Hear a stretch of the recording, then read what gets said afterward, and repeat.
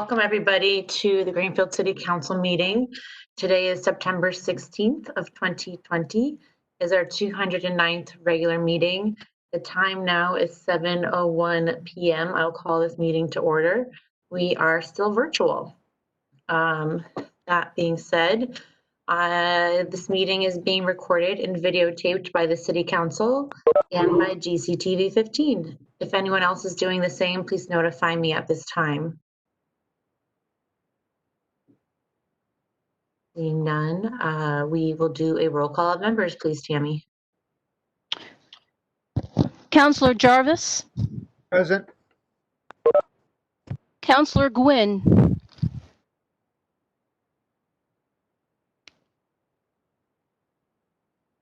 Councillor Gwynn. I will come back to him. Councillor DeSorger. Present. Councillor Bottomley. Here. Councillor Dolan. Here. Councillor Gilmore. Here. Vice President Wheeler. Here. Councillor Mayo. Here. Councillor Hirschfeld. Here. Councillor Elmer. Here. Councillor Forgy. Here. Councillor Ricketts. Here. President Stemple Ray. Present. And one more call for Councillor Gwynn. He appears to be absent, but Madam President, you do have a quorum. Wonderful, thank you very much. At this moment, we will stand for the Pledge of Allegiance, and as always, this is voluntary.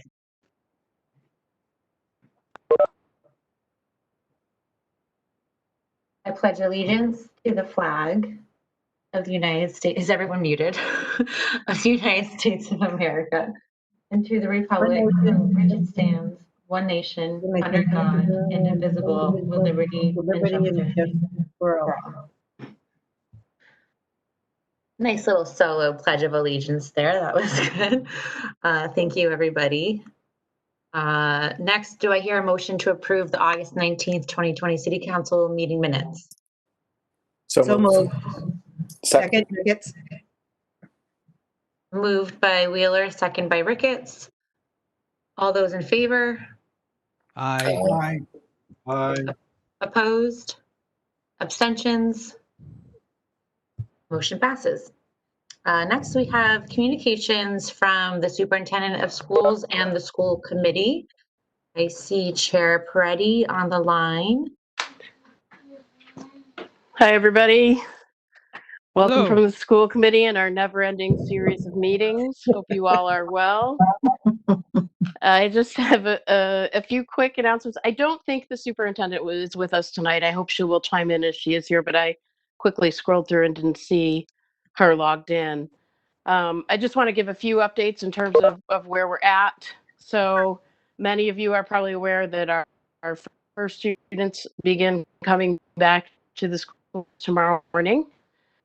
And we kindergarten start Monday. The couple you may have seen if you drive by or live near any of the schools, the tents that we've put up outside being used for meet and greet and in-person meetings with teachers and principals and parents and students.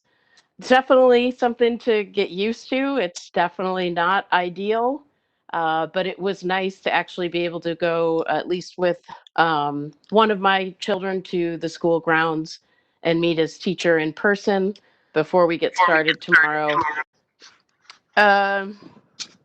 We have actually also the DPW and the Greenfield Rec Department to thank for putting together, I think it's something like 84 picnic tables, heavy duty ones last week that have been taken out to those tents for use.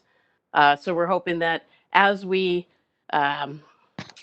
evaluate every 2 weeks whether or not we can do any return to in-person learning, that those tents, if the weather cooperates, will be useful to us through around November.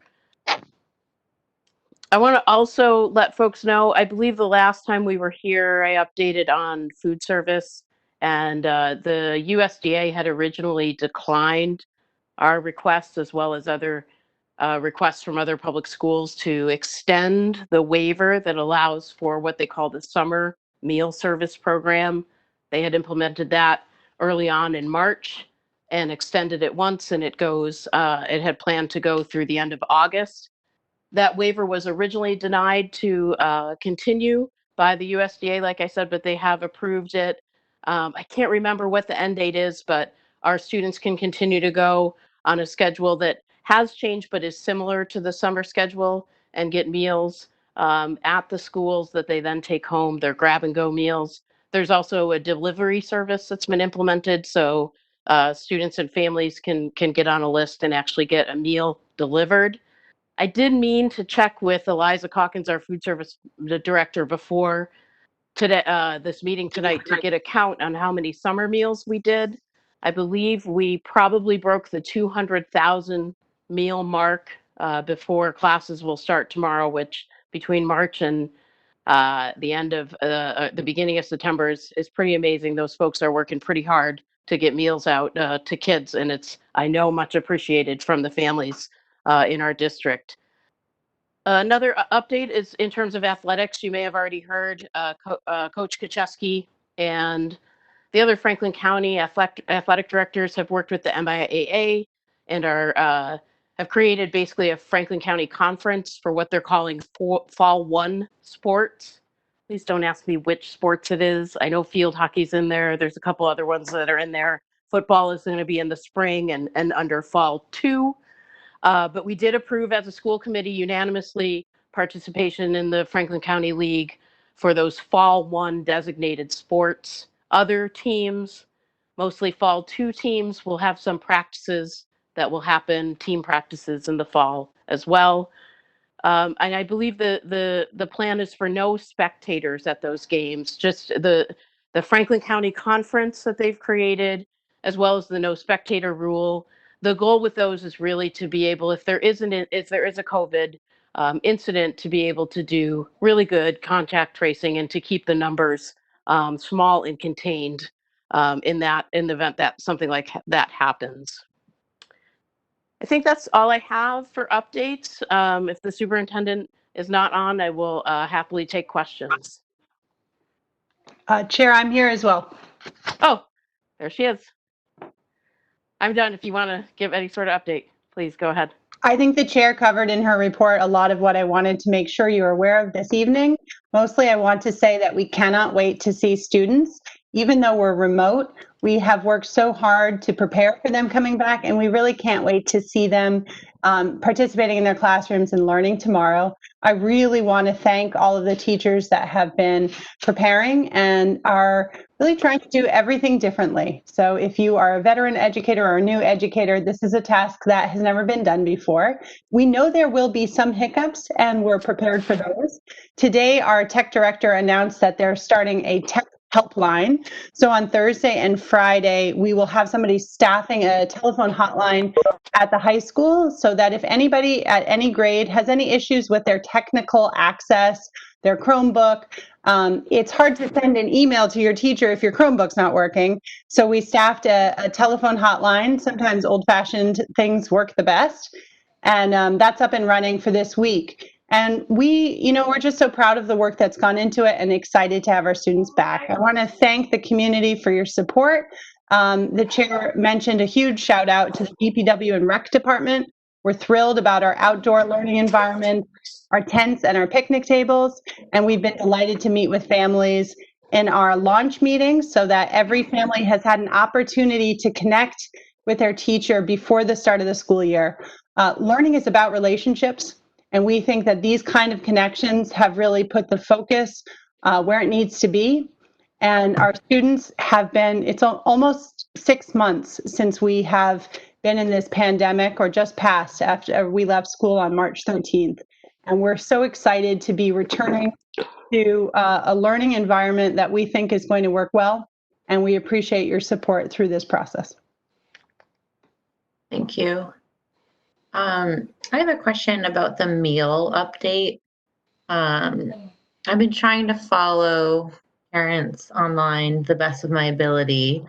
And just a little discussion about a delivery process versus, I know other schools are doing a debit card. You might have already addressed this at a past meeting, but I just kind of wanted to understand. I can't even begin to wrap my mind around the logistics of delivering the food to students. So big kudos for even starting there and making sure that our students still have access to the nutrition that we know that our school provides and that they need dearly. Could you provide a little bit more information around the decision to go that route versus provide, say, a debit card, or is it just restricted by what we were able to gain money for? I'm not familiar with the model of providing a debit card for families directly, unless you're referring to the pandemic EBT card, which we did make accessible to families. That's not directly from the schools, but it was provided to all students who were in a community eligibility provision school. So that was an additional benefit that was available to them. What I can say, not speaking to the model that I'm not familiar with, which we didn't elect, but what I can say is that our food service workers have been, incident-free, that the safety has been paramount, that their delivery we've had an odd number of storms and strange weather and things, and they've really just plowed through. You never know what you're going to get in New England. And frequently people stop me and say, food service and the kindness of our food service staff has been a high point. And I actually think that the contact between food service staff and children and families has been one of the really nice things about it. So I do think the benefit of keeping students connected to the schools and picking up meals in that way has had a benefit. And a lot of our cooking has been from scratch. So there was a recent caucus which highlighted Senator Comerford, Senator Lesser, Senator Goby spoke about in the Mass Food Caucus about summer meals programs, and they specifically highlighted Greenfields because of the increase in scratch cooking and the ability to deliver meals so effectively, as the chair said, right around 200,000 meals over the summer meals program. So we did think it was the most effective model for us, and our big shout out to our food service director for her work and our cafeteria staff.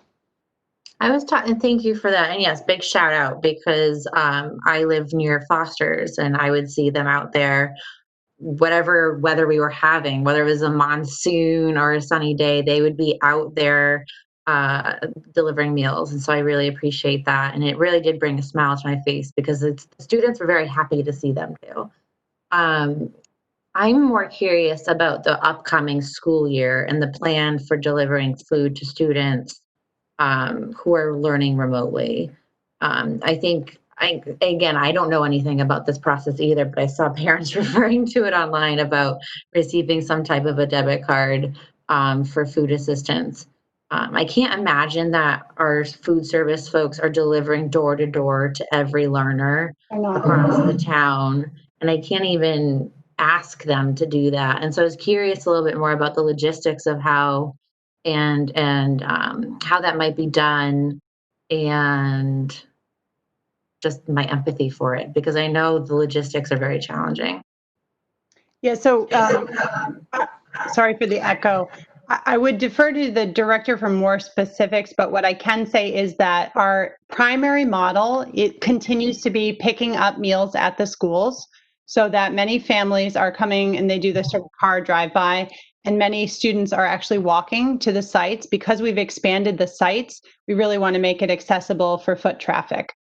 So you'll see in the schedules that were released recently, the lunch period is actually expanded to be like a sort of lunch and recess period, and it's longer on purpose to make sure that students can walk to pick up a meal and then still have a full half hour to eat it. So in most cases, it's a 45-minute block. So they can walk and pick it up, or they can go earlier in the morning. Our meal service also starts at 10 a.m. and goes to 1 p.m. So it's a long window in which they can pick up their meal, and that way they can enjoy their meal at a time that's most convenient for their schedule and their family. So the picking up of the meal as a sort of grab and go model remains the primary method, but then we've expanded the home delivery option for families that have a need to access it that way. And so it's just another way of making it available to them. but it would be Great. cost prohibitive to do home delivery for everybody. Yeah. And I think for a lot of kids, like it's a good excuse to get out and move, enjoy the fresh air, and it sort of builds in a movement break into their day, which we know they all need as well. Yeah. I guess my concern is for the parents, like myself. If I were to have to get a meal for my child, I would not be able to do that because my schedule wouldn't permit for it. And so I guess we're doing the best we can in a pandemic situation. And so, yeah. So I would don't know. encourage you to just contact our food service department. In an individual instance, we've just been working with families that need that service and working with them to provide it. Helpful. Thank you so much, Yep. Superintendent. Counselor Ricketts. Yes. Thank you, Chairperson Peretti and Superintendent Harper.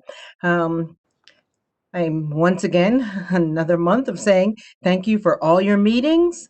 I think I've missed one school committee meeting, but I've attending them all. I've heard nothing but great things about the delivery and the lunch and the availability of it, how you're getting the Chromebooks out to everybody. Your meetings are really informative. I just want to thank you, just like how I have seen Chairperson Peretti pop into our meetings. I try to pop into all of yours. So when the community does, have something to say, I know who to direct them to, or I'm sort of on top of it. So you guys have been very busy. It's been a phenomenal summer, and I wish I could say take a breath, but it's really not really begun. But my real question I wanted to ask is, I'm so happy about the helpline, but I wonder, do we have any language speaking people on the helpline at all? Do you know? I'm not sure that we have the helpline fully staffed in a bilingual manner, but we certainly have access to folks that are assisting with that. And Great. I don't know if folks have noticed, we've been putting out a lot of communication recently. And Yes. so we're really making an effort to make sure that all of that communication is accessible, is translated. And so we do want to make sure that families have, as many ways to access us as possible. So this is just another one on top of it. Perfect. Thank you. Thank you so much for that. Thank you, Councilor Ricketts. And if other people have questions, that'd be great. I do want to just note, it's been in the paper and at the committee meeting it was discussed, but I have let the school committee know that this will be my last year. I want to thank the council for your support of our schools and to encourage you to continue that support.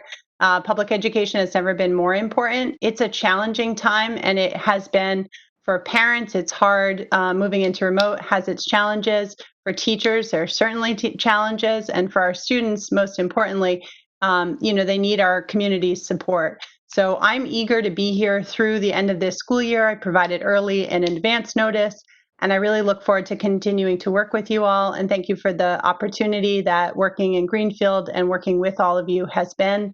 And I know that Chair Peretti is very interested in increased communication between the council and the committee. So as we, continue thinking about this school year, I think the more ways we can find to continue to develop that are really beneficial to our students.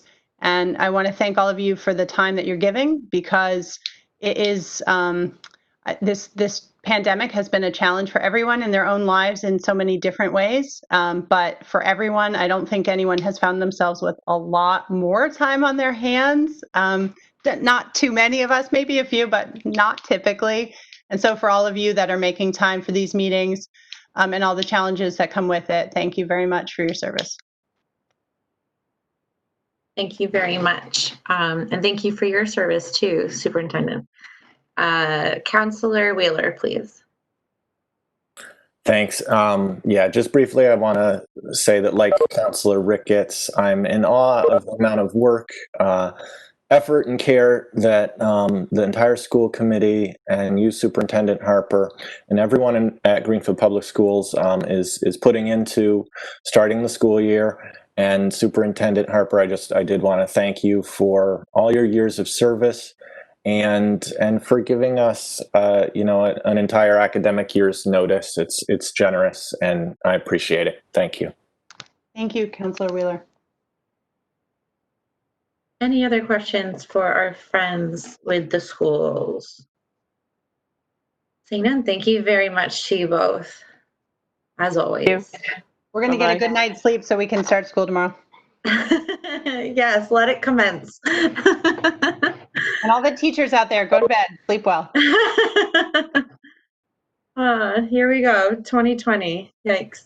Again, thank you so much and good luck tomorrow. Next, we have communication from our mayor. Let the mayor get off mute here. Hi, everyone. Nice to be joining you this evening.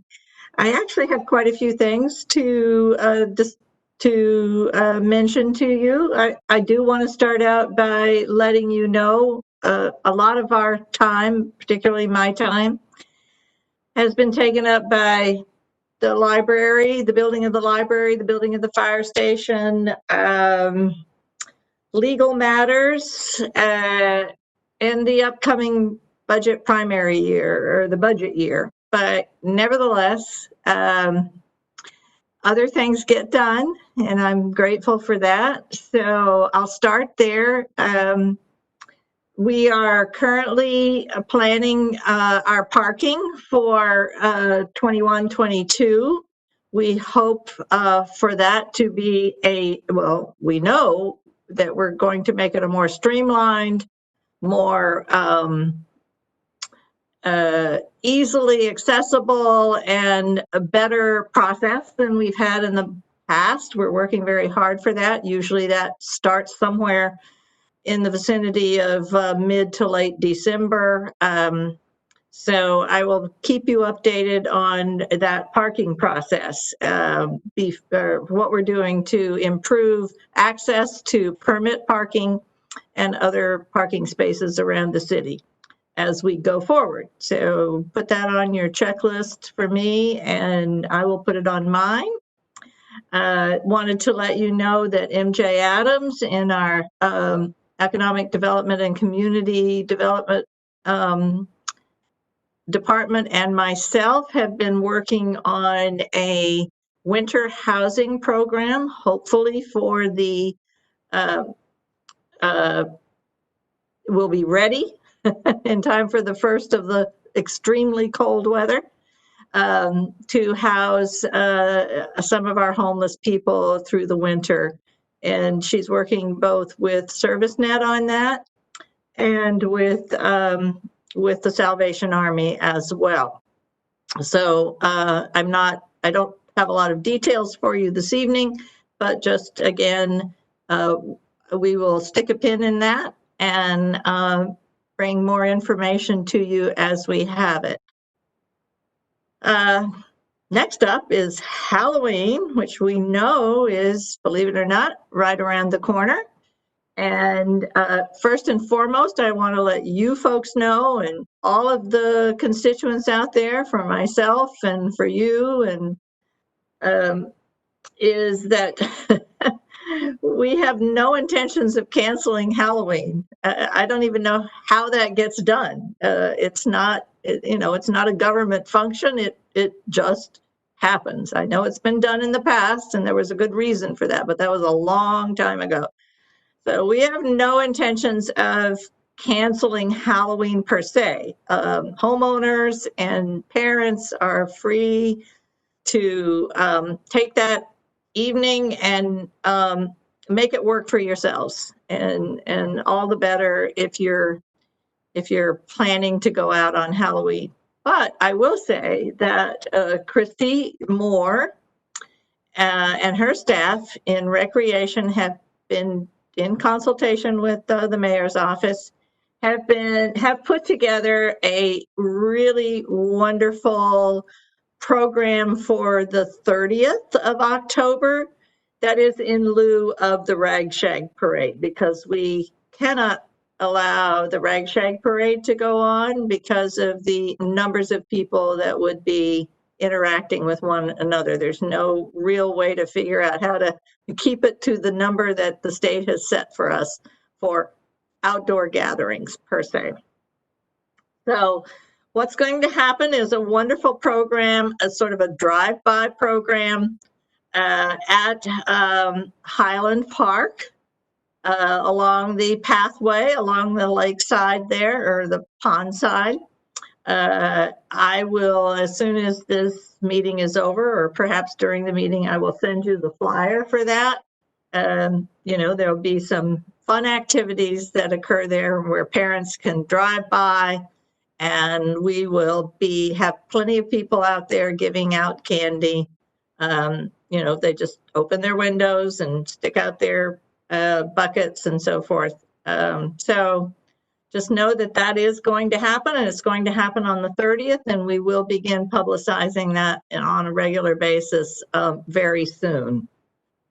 I would like to also mention that Keith Barnacle, in our communications director, has started holding communication meetings with our departments.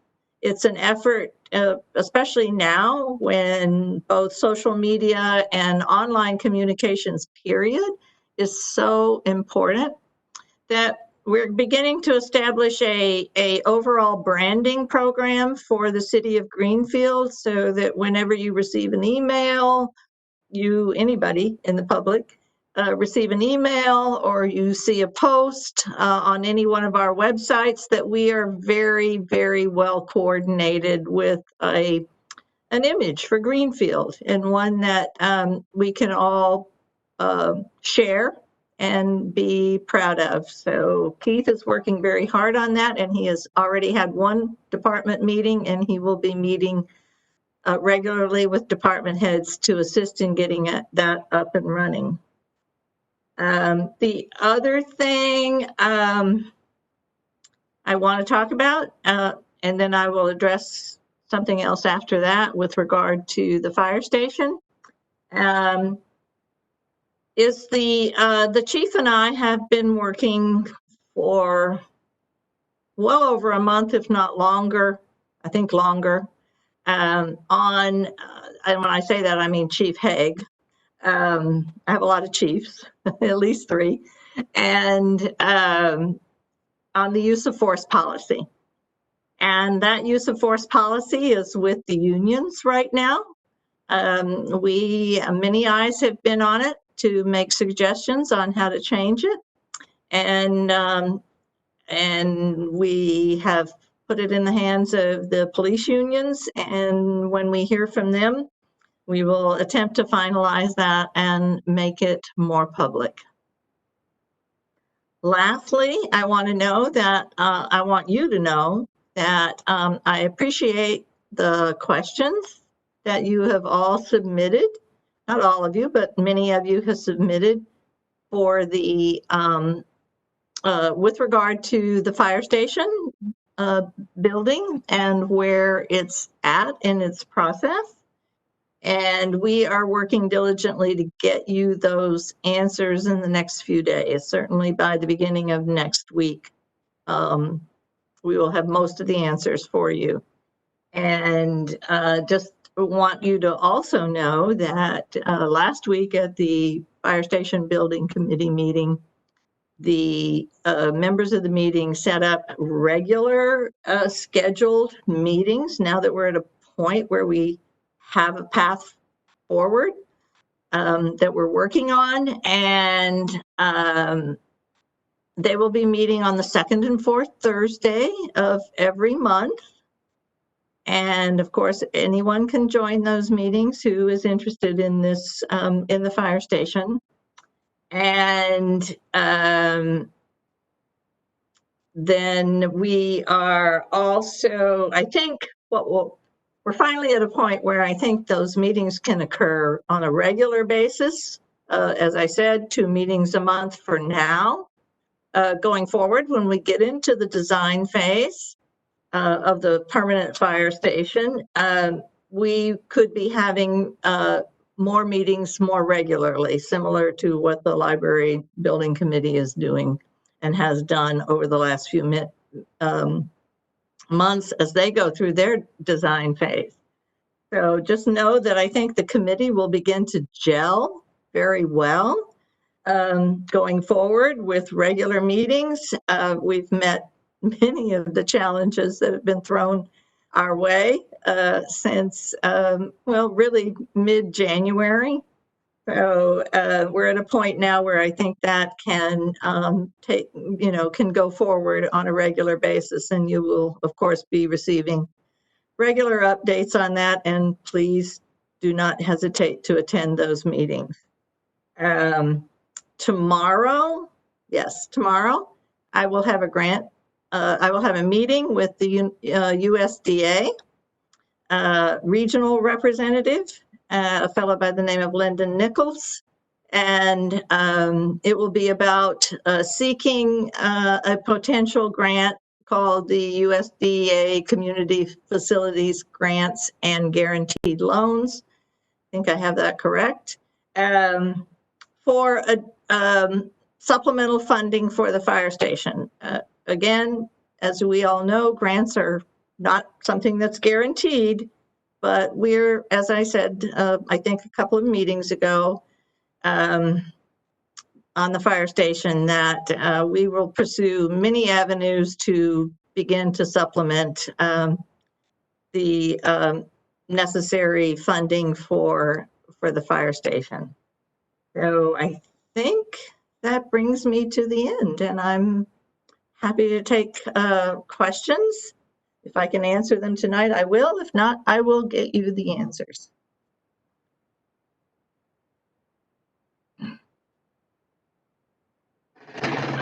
I can start, I suppose. In terms of parking, it's funny to think the cyclical things and that a year has gone by and now we're worrying about parking again.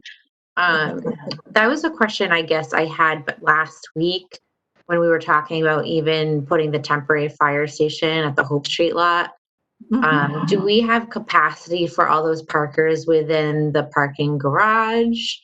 I know that my mother was a parker at the Hope Street lot, and I know a lot of other people who are daily for work. So I was curious I'm sure, and it's obvious that you're thinking about that as we go into next year. Just kind of curious what your thoughts were there. Parking is a very contentious subject, I'm learning. It certainly is. Some reason or other I'm echoing again, or I can't mute because I need to speak. So, okay, that seems better. Everyone can hear me without an echo? Yes. Okay, good. You're right. We are thinking about that. That's a more recent piece to be considering in the whole fire station timeline and process here. So I would say the answer is yes. We definitely have capacity in the garage for courthouse workers, some of whom already hold permits, and others who may feel like they need them. We also, and as Chief of Staff Danielle Letourneau is primarily working on that issue and consulting with the people that she needs to consult with in order, which is some of it falls to the treasurer collector. We will certainly bring it to the Parking and Traffic Commission when we have the plan in place. As for the residents on Prospect Street, who may well be concerned about their resident-only permits, I do hate to say this, but quote unquote, we do have a plan for that, but we are finalizing that so that it makes it more guaranteed that they won't lose their parking spaces, and that citizens who might be interested in parking there to do some business, either at the courthouse or one of our businesses nearby on Hope Street, will be encouraged to find alternative parking very near where they are. So the parking garage is a perfectly good example of that, alternative parking. So I have to just say more will be revealed as we get that more solidified. Thank you. Councillor Hirschfeld. Hi. Hi. Hi. Our Human Rights Commission will be 9 white members pretty soon. And is there any thought of trying to diversify this commission and bring in either a Black or Hispanic member for the future? I am really glad, Counselor Hirschfeld, that you asked that question because I know you have 2 appointments coming up this evening. And they are certainly 2 very qualified individuals.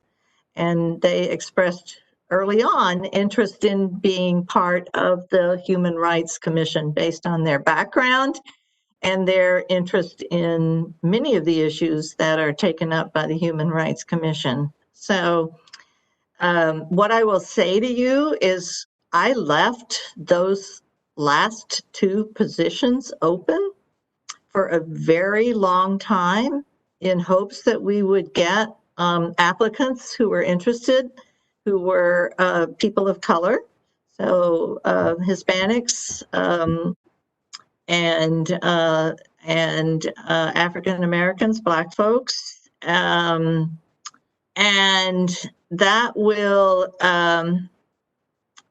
we just simply did not, and we promoted that regularly.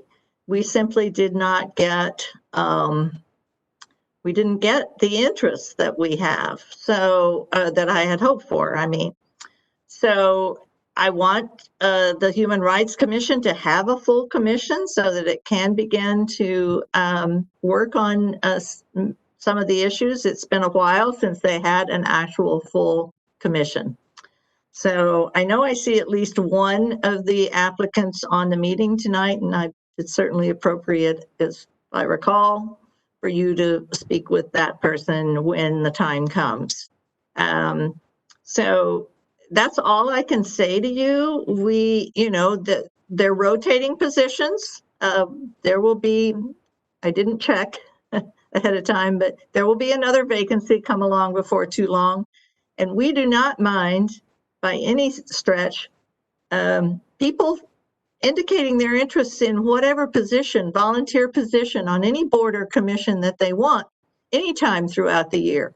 We tend to put these on a monthly basis as the vacancies present themselves. We're almost through the list since the beginning of the year with the many vacancies that were left.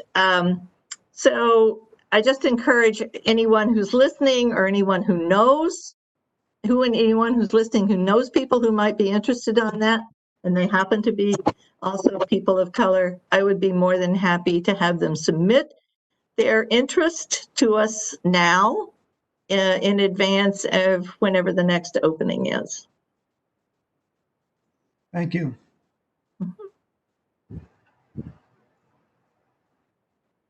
Vice President Wheeler. Thanks. Mayor, I appreciate and support all the efforts to accommodate restaurants in this pandemic, especially ones downtown, but there's been some concern about the difficulties in reaching the parking lot behind TD Bank since Ames Street was blocked off. Can we get some signage maybe that directs people on Federal at the entrance to Ames that is, clearly states that you can go around Main to school? And would it be appropriate to cover the one-way sign so it's clear that the TD Bank lot is still accessible? So, excellent question. Thank you for asking that. The short answer is yes. Those signs are in the process of being made. They may have been made by now, but I did not get an update on that today. But one will be as you're approaching the light at Federal and Main to direct people to the right, and then just at School Street where they take another right to go into that lot. Those signs will be there. They will be hopefully readily accessible to a driver. I have no idea how you get that type of a change done on, any of the GPS apps that people use, but, we can certainly look into that too. And then I believe there's already signage at the corner of Ames and School Street that indicates that that it is a two-way street. And that is both to be accessible to the TD parking lot as well as an entrance to the city parking lot opposite TD Bank. So as with almost everything these days, be patient. It is being handled and will get done shortly, very shortly. Very good. Thank you. Yeah, thank you. Thank you. And you brought up a USDA grant, and the last time I remember talking about a USDA grant was for the anaerobic digester, and that's probably for another meeting. But I was curious in terms of, I guess that's likely I'm opening a can of worms. But that's something that's been on my mind recently too, in terms of kind of where that stands. Are we still partnering with Franklin County communities on that, or is that kind of on hold now that COVID has kind of made its path through all of our plans? Well, I will tell you what I know and what I can answer on that. And then Marlo Warner, our DPW director, is on this evening, and he can certainly piggyback onto me if you're willing to wait for that, or you can ask him later or shortly. So I'm frankly not aware that the USDA was contacted with interest in helping fund the anaerobic digester, but I'm really glad to know that in advance of tomorrow's meeting, because the conversation may extend to also include the anaerobic digester. I'll leave it to Marlo to give you the full update. He briefly, but that project is on hold, I would say now, or is in a holding pattern now, while we seek some additional opportunities for funding, because as you know, that same earmark that included the money for the cleanup of the Riddell Street lot also included money for the anaerobic digester, and neither of those are coming forward at this time. So we will definitely seek some other opportunities. As far as partnering with the FERCOG or other regions, again, I think that's a little bit up in the air right now. It certainly was. Actually, before I took over, that it seemed like that was going to be difficult to get to happen. That may change now, because we're getting into the situation where it's more real as to how soon we're going to need some assistance with handling our sludge and so forth. So I certainly, the DPW is investigating additional alternatives to an anaerobic digester for Greenfield to manage some of it. And that's the best I can do to answer that. If you wish Marlo to speak on that, by all means, let him know, because he's here and he can certainly do that. I think the cliff notes are sufficient. I didn't necessarily mean to go down the rabbit hole. Yeah. Okay, but I was just curious where that project stood. So thank you. Okay, well, suffice it to say, if you folks would really like to have a memo with a little bit of an update, to the extent that we can, we are more than happy to supply that. And I'm sure that was somewhat recently updated through Director Warner's recent memo. I was just curious if there was any movement on that since then, but thank you very much. I appreciate it. Not that I'm aware of. Thank you. Any other questions for the mayor? Seeing none. I don't know why I went to mute myself. Thank you very much. Well, I'll speak since my name was first and Did I miss it? Sorry, Counselor Ricketts. twice. Yes. Okay, so I thank don't have you. anything from you in my chat box other than when you spoke to the school committee. So, okay, go ahead. Okay, thanks. Mayor, could you please just send to the town clerk's office whenever the um, fire department building committee is going to meet? Just because it's just quicker to see and just click into those meetings when we get those emails. Because right now I just try to go out to the main website and look for it sometimes. But if you're gonna ramp up all those meetings, yeah, since it's going out in email to all the members, if it just goes to the town clerk's office, then anyone on council who wants to pop in, we can do that.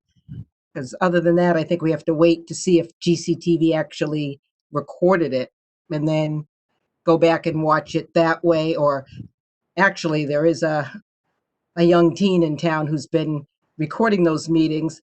So I've been watching them on YouTube. So, but just in case he misses one because school's starting again, I would like to just make sure I have a link. Absolutely. We can certainly do that. We are recording those meetings, and I did neglect to mention in that report with regard to both answering your questions, but in sort of the status of where our different our committee is. Let me just add to that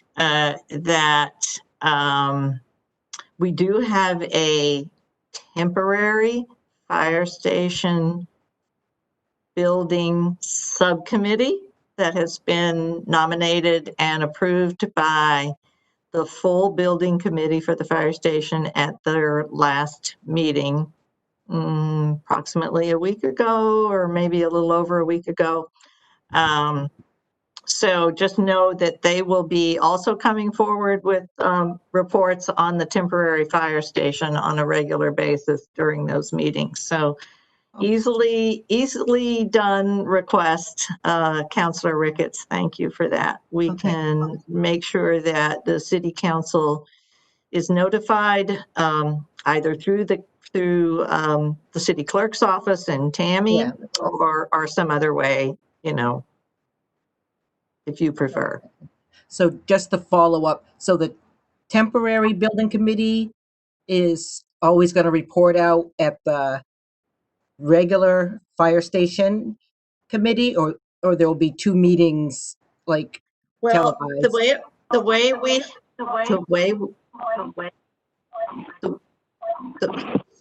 Trying to figure out whether okay, thank you.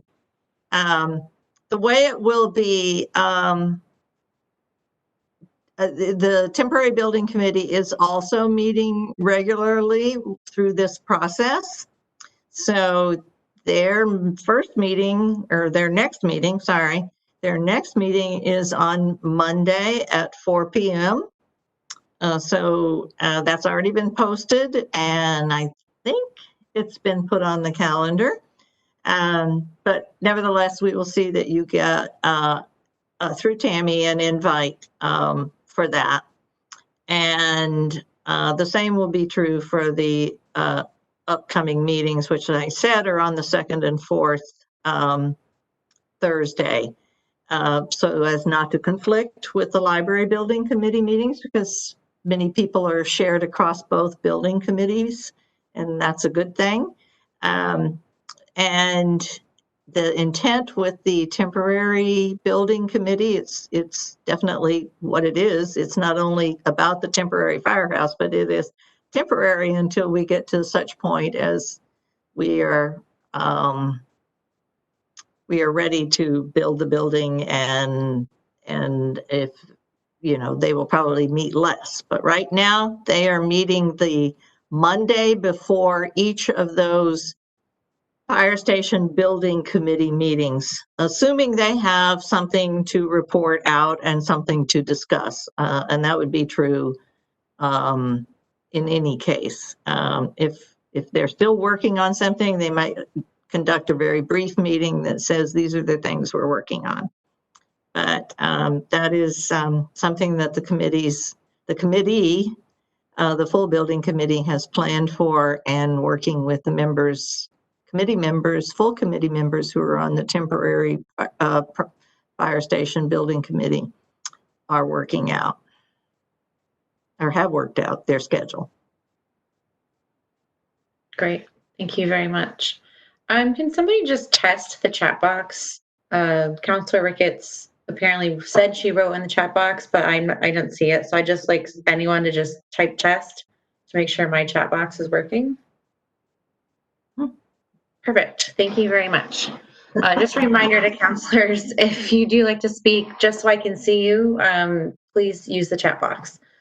Next, I'm going to open public comment, and yes, we are virtual. And so I think we have some folks here who haven't done the new virtual version of public comment. Usually a public comment, we have a sign-in book. What we're doing is we are using our chat box as our virtual sign-in book. So if you'd like to speak, you'll have your 3 minutes, and we ask that you sign in using the chat box by typing your name and your residential address for our record, and then I will call everybody in order as they've typed their name. So at this point, I'd like for folks to sign in for public comment, and then we will get that portion of tonight's meeting underway.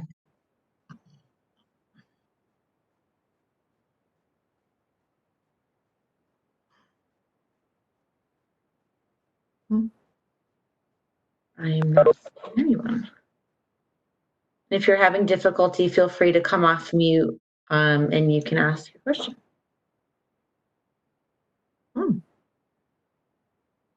I'll just give it another minute more.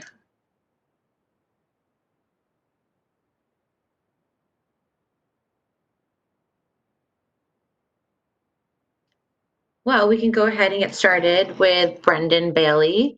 Again, welcome to the council meeting. We provide 3 minutes of time to speak at our meetings, and your time will begin now. Madam President, thank you so much for having this meeting and for allowing public comment on everything that's going on, and to all the councilors, thank you so much for being here in this evening time and virtual setting, which is new for all of us, of course. My name is Brendan Bailey. I am the CEO for the Realtor Association of Pioneer Valley. I live at 130 Edgewood Avenue in Longmeadow, but our association does cover the 3 counties, Hampden, Hampshire, and Franklin. There are 1,700 realtors that make up our membership. And what I wanted to do is read a letter that was actually submitted to the council on the ADU provision that was passed during the spring. There's been some movement to retract that previous ordinance that was passed. So I'm going to just read that letter to you all. Was submitted to everyone, so I just appreciate the time and thank you so much. So on behalf of the Realtor Association of Pioneer Valley, I'm ready to express our support for the existing language of the Greenfield Accessory Dwelling Unit ADU Ordinance, which allows for the construction of detached residential units up to 900 square feet with a building permit from the city, a site plan review process with the planning board, and the issuance of a certificate of occupancy completion. In recently enacting by right zoning for ADUs, Greenfield took a leadership role on housing innovation in the state of Massachusetts. In an era of housing scarcity fueled by rising costs, lack of developable land, and intense competition among home buyers, enabling the construction of modest ADUs by right is a smart policy that will begin to alleviate some of the demand for housing within the community. It will allow homeowners the opportunity to provide safe new housing for family members or others on site of the existing property, a practice that is both cost-effective and green. While opponents have expressed concern about allowing ADUs by right, preferring instead to revert to the special permit process with accompanying hearings that existed previously, the site plan review process with Greenfield Planning Board will ensure that projects are appropriate and consistent with the intent of the ordinance. The site plan review process looks at the totality of the proposed projects, timeline, plans, challenges, and opportunities, and compliance with code. The planning board, together with municipal staff and consultants, have the expertise and obligation to ensure that any potential impacts to the neighboring properties are appropriately mitigated before the project moves forward. For these reasons, we urge, and this is again the Realtor Association of Pioneer Valley, the council to stay the course and preserve the language adopted in July after a public process. Thank you very much for your leadership. And again, I'm happy to offline, if anyone would like my email or anything for any questions, happy to continue the discourse. So thank you very much. Thank you very much, Mr. Bailey. Next we have Wendy Goodman. And Wendy, can you please share your address for our record? Sure. Hi, it's 529 Green River Road in Greenfield. And I guess I just wanted to say, especially after Norm's comment about the apparent makeup of the commission, the Human Rights Commission, I'm really honored to have been selected, and I really am looking forward to serve. And I share the concern that we need to make sure that the Human Rights Commission feels like an invitation to everyone. So I thank you for your confidence in me, Mayor, and I look forward to serving, and I look forward to hopefully at the next round of applicants that we have some people of color that feel invited, and if there have been any barriers that have put up, that we've become more sensitive to them and are able to take them down. So I guess since I'm here, I just wanted to thank everybody and say, I hope you approve me, and I'm looking forward to serve. So thanks a lot. Thank you so much, Wendy. Any other takers for public comment? I'm not seeing any. So at this point in time, I'm going to open our public hearing on the capital stabilization appropriation for the DPW yard boiler at 7:58 p.m. And I will have Vice President Wheeler please read that second reading on page 10 in our packet. Thank you, President Stempel. Public hearing. In accordance with Home Rule Charter, the Greenfield City Council will hold a public hearing on Wednesday, September 16, 2020 at 7 p.m. via remote access to receive public input on the following. Appropriate $21,000 from Fund 8402 Capital Stabilization to repair DPW yard boiler. The City Council may consider the same on Wednesday, September 16, 2020 at 7 p.m. via remote access. Materials can be obtained from the City Clerk's office, 14 Court Square, from 8:30 a.m. to 5 p.m. Monday through Friday, or by phone, 413-772-1555, extension 6163, Ashley Stempel Ray, Greenfield City Council President. City Council, second reading, September 16, 2020. Appropriate $21,000 from Fund 8402 Capital Stabilization to repair DPW yard boiler. Thank you. We don't quite need a second yet, but hold that because we will in just a moment. So thank you very much. We are moving to motions, orders, and resolutions, and we have our first motion. This did not go to committee, so I would ask Vice President Wheeler, please, to read this next motion on, I believe, page 11. Of course, I move that it be ordered that the Greenfield City Council authorize the mayor to negotiate and enter into a payment in lieu of taxes pilot agreement under GLC 59, Section 38, Clause H, for a term of 20 years, coextensive with the term of the lease with the solar developer for the Millbrook Wellfield Solar Project located at 195 Log Plain Road. Second, Mayo. Thank you. Motion's been made, seconded.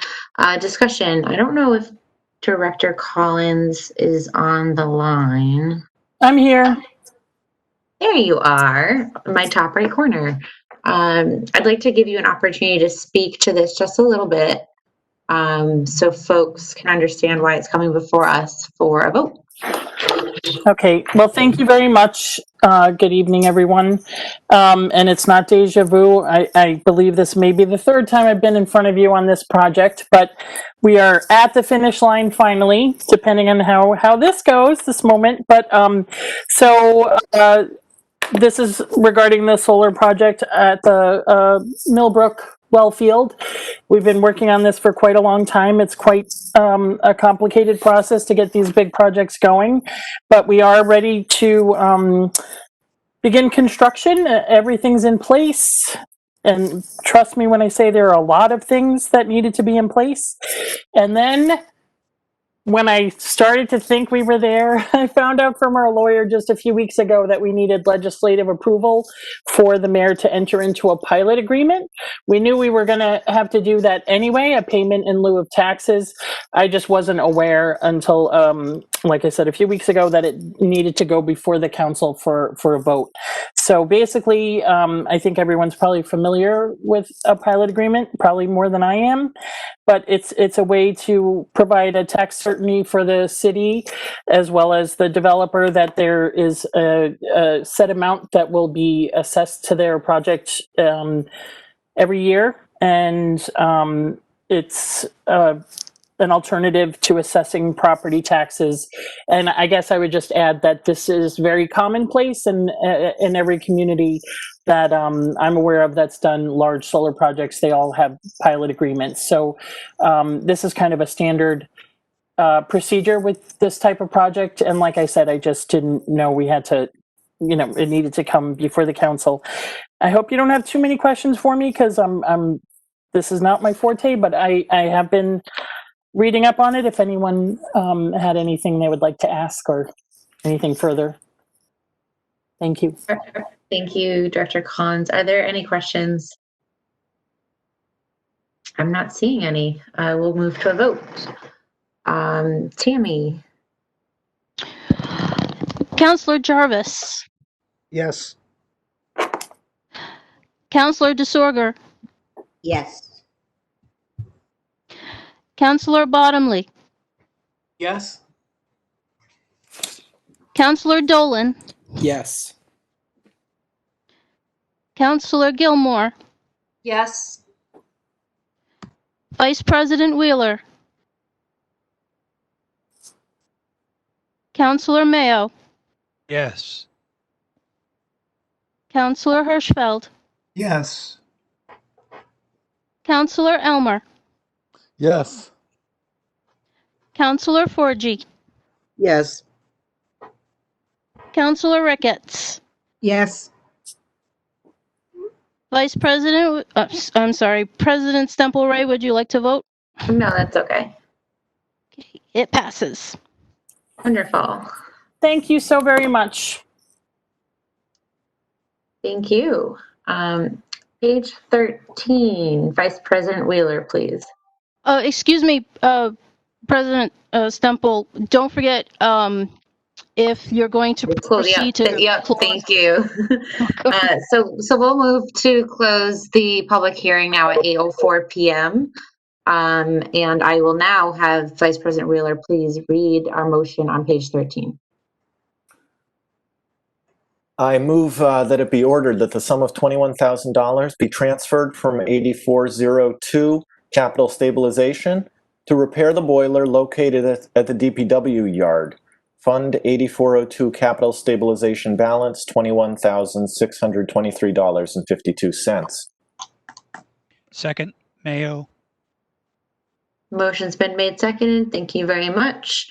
This is pretty straightforward, so I don't know if we have any questions for Director Warner. My one question is likely for Director Gilman, and that would be how much do we have left in capital stabilization if this is funded? If Director Gilman's on the line. So it should be on the financial order. They're currently $21,623.52, so it leaves $623.52. Could you hear me? Yes, yeah, sorry. Every time I hear a beep, I look at the chat box to see if someone's writing to speak. And so with that little in the capital stabilization balance, does that leave us at risk at all? We have many of the stabilizations that need to be replenished. So as we finish closing the year, we will be addressing all that. Okay. As free cash is certified, we will be replenishing accounts. Okay, great. Thank you. I see a question from Vice President Wheeler. Thank you, President Stemple. Yeah, not a question. I just wanted to mention that this did receive a unanimous positive recommendation from Ways and Means. We discussed it with Director Warner. The boiler's leaking. It needs to be replaced. It should be replaced before the heating season gets any worse.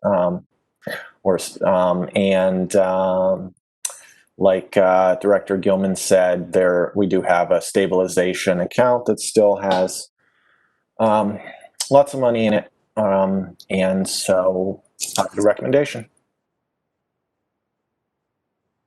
Thank you. Any other questions? Seeing none, we will vote. Counselor Jarvis? Yes. Counselor DeSorger? Yes. Counselor Bottomley? Yes. Counselor Dolan? Yes. Counselor Gilmore? Yes.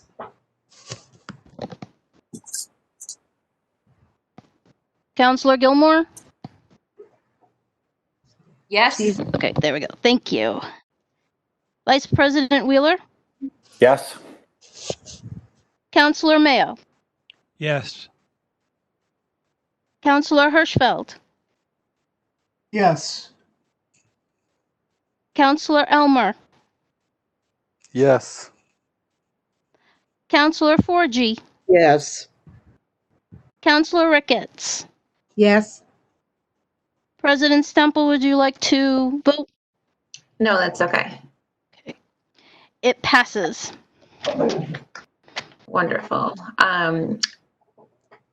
I would like for Counselor Dolan to please read on page 16 our next motion.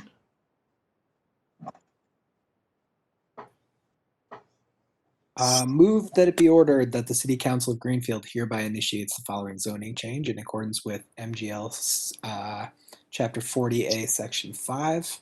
Amend zoning ordinance Chapter 200, Section 7.18, accessory dwelling units, subsection D, accessory dwelling unit standards by inserting new subsection 14 as follows. Would you like me to read the new language? Yes. Yes, please. Accessory dwelling units. Accessory dwelling unit standards. No accessory dwelling unit shall be held in separate ownership from the principal structure or dwelling unit. If ownership is later divided under Massachusetts condominium law, all units of the condominium must be owner occupied. Thank you. Do I hear a second? Second, Mayo. Thank you. So this did not go to committee. We're here to initiate this piece of zoning, which means if we choose to initiate, this will go forward to EDC for discussion. And if we choose not to initiate, then it dies on the floor. Are there any questions? I'm not sure who City Council is. Is that Tammy? That's me. Oh. Tim again. Yeah. I have a question and a comment. First, just to clarify, this is the version of this is coming from the planning board, right? I know Councilor Elmer had submitted something very similar. We did, Councilor Elmer did, Withdraw. Yes, thank you. It's been a long day. Councilor Elmer withdrew his motion, so this is from the planning board. Okay, great. And my comment is, I looked into the process, And our voting to initiate actually, or if we failed to vote to initiate, it actually doesn't stop the process. It makes very little difference whether we vote this up or down. It goes through the process anyway because it's been submitted by the planning board. The timing, yeah. Okay, so so here we are to initiate. And so if it'll still go to committee and then we will later vote on it as a full council after it's heard by EDC. Thank you for that clarification, Counselor. Question, Counselor Elmer, did you raise your hand? I did. Yeah, thank you, President Stemple. I just thought I would talk a little bit about the rationalization here. There was the making detached ADUs by right opened up a loophole that allowed allowed an ADU to be built and then turned into a condo and then rented or sold to another owner. And in the discussion on that, we had a presentation about a guy who was offering to pay people to build ADUs in their backyard.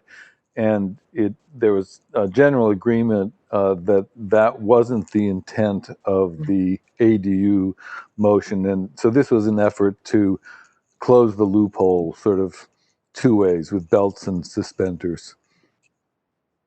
That's what I had to say. Thank you. Any further discussion?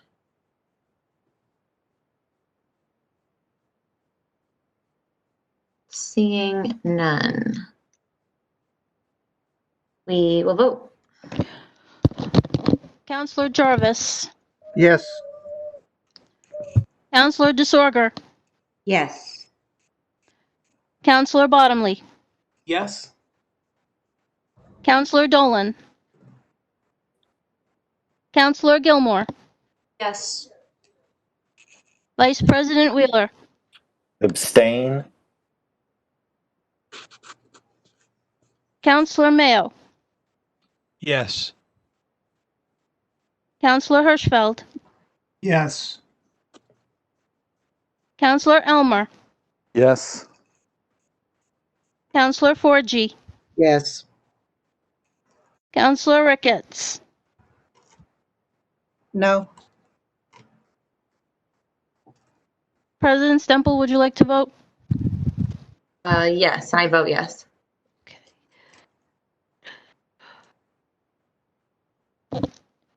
The motion passes. Thank you. Next, we have another initiation on page 18. Please, Counselor Dolan.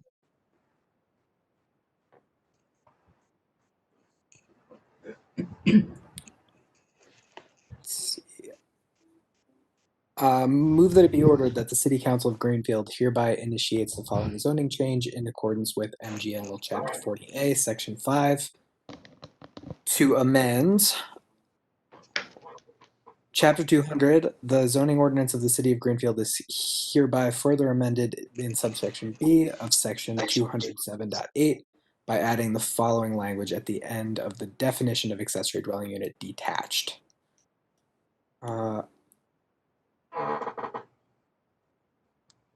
A detached accessory dwelling shall be allowed on a lot that contains a minimum of 0.75 of an acre in total area or larger, and further amended in section 200-7.18 by striking subsection C1 and C2 in its entirety and replacing it with the following language. C1, an accessory dwelling unit within and an accessory dwelling unit attached shall require a site plan review by the planning board prior to construction. And C2, an accessory dwelling unit detached shall require a special permit review by the planning board prior to construction.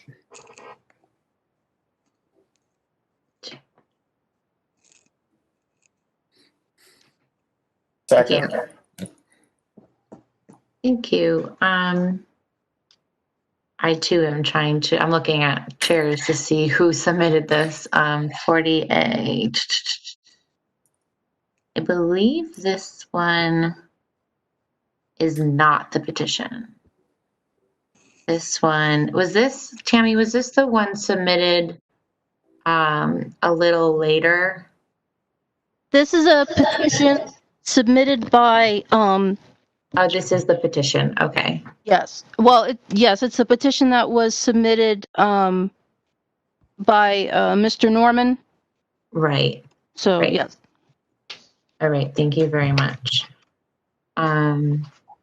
I'm not sure if anyone can speak to the rationale here or wants to, but is there further discussion?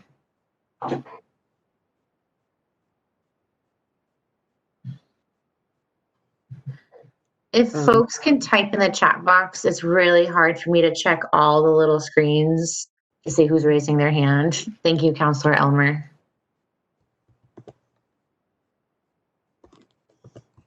You're muted, unfortunately. Thank you. Thank you. I can't really speak to this because I didn't have a hand in it. I will note that the council already addressed the special permit issue and voted not to have a special permit for a detached ADU. I voted against that, but I heard the will of the council and I wasn't inclined to reopen it, although I do think personally that a special permit does make some sense for the neighbors.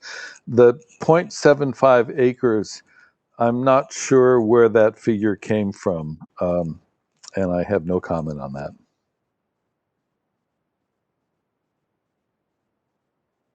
Councillor Hirschfeld.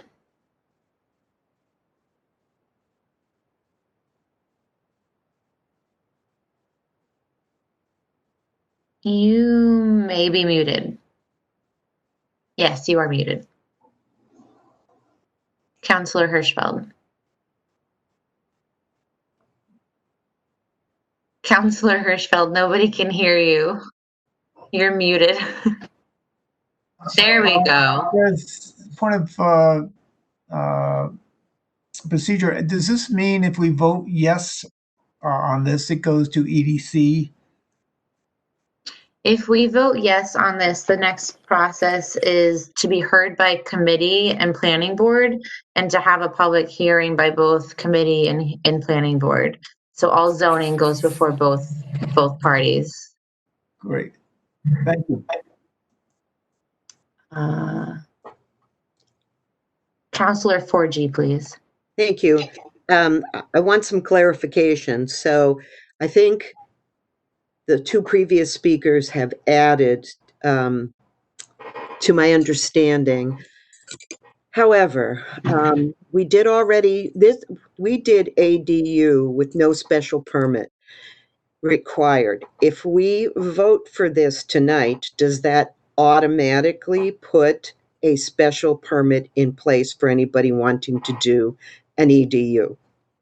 If we vote on this tonight, Councillor 4G, it goes through the process to then be debated and maybe changed. Or Tammy, is that correct? For I just want to make sure that my understanding of a petition submitted zoning change is true. Who is City Council? If you're City Council, I also include who you are. All right, is that Tammy? Oh, Thank you. Sorry, that was Councilor Dolan here again. Oh, okay. I keep forgetting I'm City Council. No, no worries. I've got a few of you on my screen. Just to clarify, I've checked with folks in two towns, and our vote here is pretty much meaningless. It goes to EDC one way or another, and the planning board For all, it doesn't matter who it's submitted from. Once something is submitted and in process, it goes through the whole process. Okay. So to answer your question more clearly, Councillor 4G, we'll vote to initiate, and then it'll move it through the process of going through public hearing, being heard by both the planning board as well as EDC, and then it will come back to us for a vote. And the challenge is that, I want to be specific, the challenge is to remove or not remove, to put into question the lack of a special permitting process. It sounds like it's that as well as the acreage.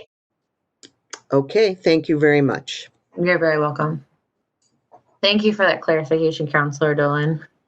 All right, so unless there's other questions, we will move to a vote. Councilor Jarvis? No. Councilor DeSorger? No. Councilor Bottomley? No. Councilor Dolan? No. Councilor Gilmore? Yes. Vice President Wheeler? No. Councilor Mayo? No. Councilor Hirschfeld? Yes. Councilor Elmer? Abstain? Councilor Forgy? No. Councilor Ricketts? No. President Stemple, would you like to vote? Yes, I will also vote no.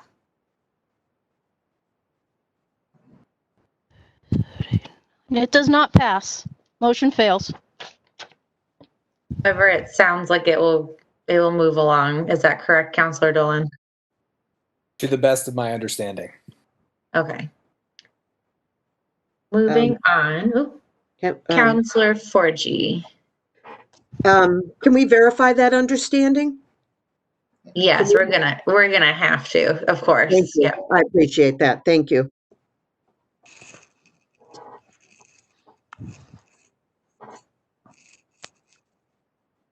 I had it all up my sleeve during the library/highway zoning, and it has escaped me since then.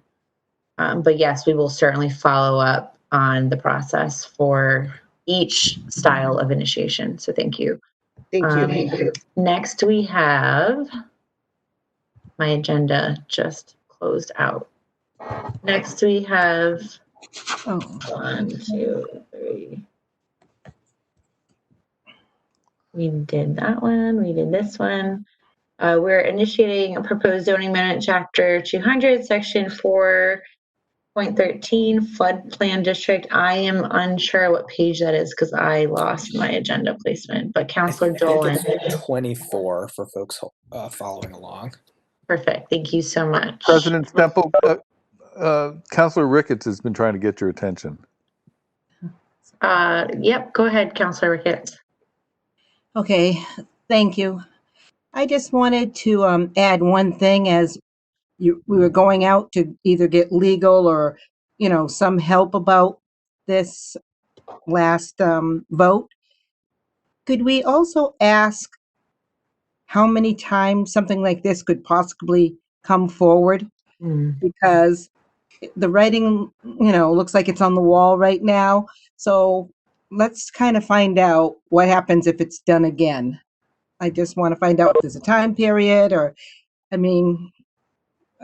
want to know when no means no.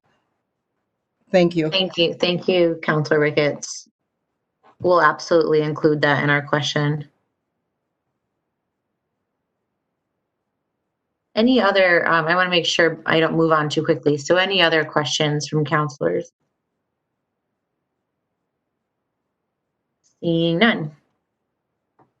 Thank you very much. Councilor Dolan, is that page, you said 20? 24. Yes, thank you.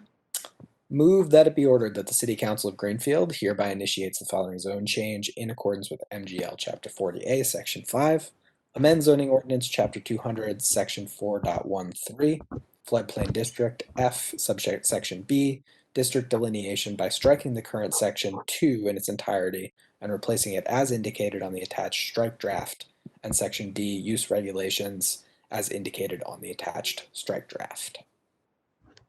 Second, Mayo. Motion's been made, seconded. Any discussion?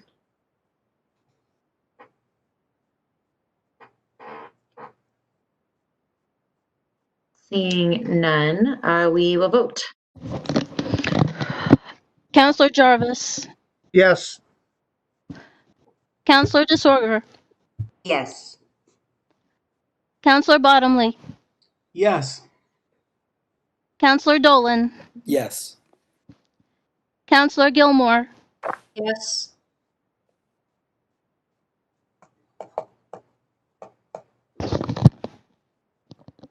Did you hear me? No. Could you repeat, please? I said yes. Okay, thank you. Vice President Wheeler, Counselor Mayo, Yes. Counselor Hirschfeld, Yes.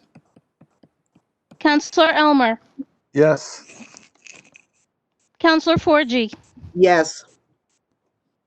Counselor Ricketts, Abstain? Vice President, President Stemple, would you like to vote? I'm so sorry. No, you're fine. No, thank you. Okay. And the motion passes. Thank you. Counselor Dolan, please.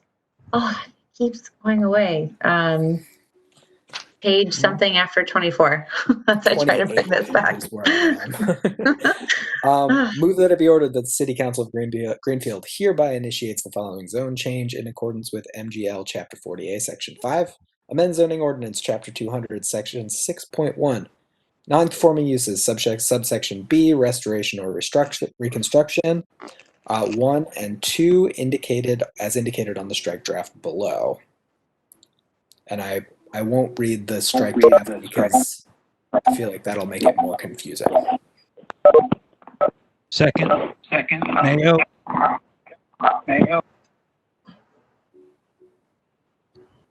Thank you. Motion's been made second. I see a question from Counselor Elmer. Yeah, is there someone who can explain the rationale for this one? This was submitted, I believe, by, I don't know why that keeps happening. I believe this was submitted by a constituent, or no, this was no. This is also from the planning board. Planning board, yeah. Yeah, President Stemple, I can address this. I was present at the planning board meeting where they discussed this. And essentially, right now, prior to this change, if you have a non-conforming structure that's not a dwelling, such as a barn, a garage, a shed, and you want to do extensive repairs to it, you're not allowed. You could hypothetically commit arson, get away with committing arson, and then legally repair your shed, garage, or barn. But short of that, you would just have to let it fall into the ground. So I thought this was a very thoughtful change recommended by the planning board. Any other comments or questions? Seeing none, we'll vote. Counselor Jarvis,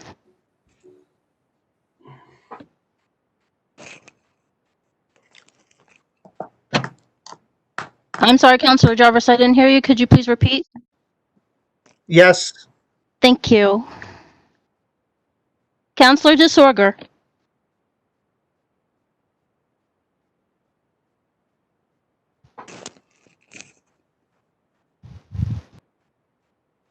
Yes. Counselor Bottomley, Yes. Counselor Dolan, Yes. Counselor Gilmore, Vice President Wheeler, Yes. Counselor Mayo, Abstain. Counselor Hirschfeld, Yes. Counselor Elmer, Yes. Counselor Forgy, Yes. Counselor Ricketts. Yes. President Stemple, would you like to vote? No, that's okay. Motion passes. Thank you. Next we have, and I believe, that's where the zoning from the constituent was withdrawn. Right. So Got it. that's why I am missing that in my thought process. Okay. All right. So that is it for initiations of zoning. And to reiterate, we will get more information on what's the next step for each different type of submission for zoning, whether it's the planning board, a citizen, or a citizen's petition. So I will make sure that that gets out to everybody as soon as possible. And to Councilor Ricketts' point, how many times can the process come before us? Next, we have our motion regarding our meeting time on page 30. I would like for Treasurer DeSorger to please read that.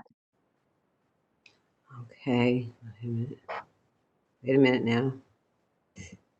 Sorry, I'm popcorning around.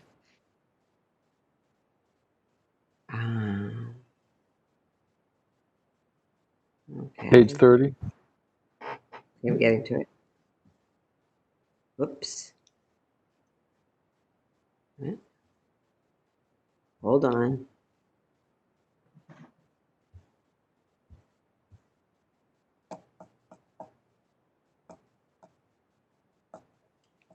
You never know who I'm going to call on to read. I have to say, I am. I apologize, Counselor. It's fine. Okay. Presence of regular 565-2 Rule 2 meetings. Regular meetings. Regular meetings of the City Council shall be held at the John Zahn Community Center, 35 Pleasant Street. Counselor, you're going to read it at the very top where it says the City Council move that it be ordered. All right. That the Greenfield City Council votes to amend the City Council Rules of the Procedure 565-2 Rule 2 meetings, Section A, regular meetings, by deleting 7 p.m. 7 and inserting in its place 6:30. Second, Mayo. Motion's been made, seconded. Discussion, please. Counselor Jarvis. Sorry, I had to find the mute button. I just had a clarification on my email to you. I meant to say on Tuesday, not Wednesday, because they've been meeting on Tuesday. That's why. That was my rationale and changing it. Figured we could move it up a half an hour so the meetings wouldn't last so long. It was written on that Ways and Means are meeting on Wednesday before the meeting, but they're actually meeting on Tuesdays now. That was my rationale for submitting this to you when I submitted it to you. I think it's good. Thank you. And so a little background too. So I put this on our chair's agenda earlier this month. We discussed it. It seemed amenable to us. We decided to meet in the middle. Some folks were thinking 6, some were thinking earlier than that. And so we kind of thought 6:30 would be a good starting point, and we wanted to bring it before everybody to discuss. I see another comment coming from Counselor Gilmore, please. So I just wanted to reiterate some of what I brought up during committee chairs because I know that not everybody was present. I'm fine with meeting at 6:30 for as long as we are meeting virtually. But when things go back to normal, and boy, they better go back to normal eventually, right? I do have a job out of town, and I would have difficulty making it to a meeting that starts at 6:30, and I don't think I could possibly make it to a meeting that starts at 6 unless it was going to end within an hour. Just because, I have to go home first. I have to eat dinner and do all those things. So, I'm okay with it moving to 6:30, but I need it to move back to 7 when I start working down in Amherst again.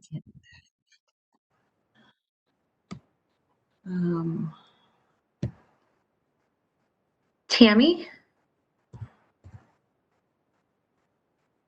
Thank you. Yeah, I just wanted to also reiterate that there will be instances, although it will be rare, there are instances where Ways and Means will have to meet on the Wednesday before the City Council, depending on when the Tuesday that they usually meet falls. So if the first falls on a Wednesday, then Ways and Means would have to meet that Wednesday before the council meeting.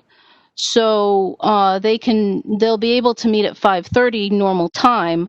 However, if something goes over, it happens, but if something goes over, then it would go into the city council time.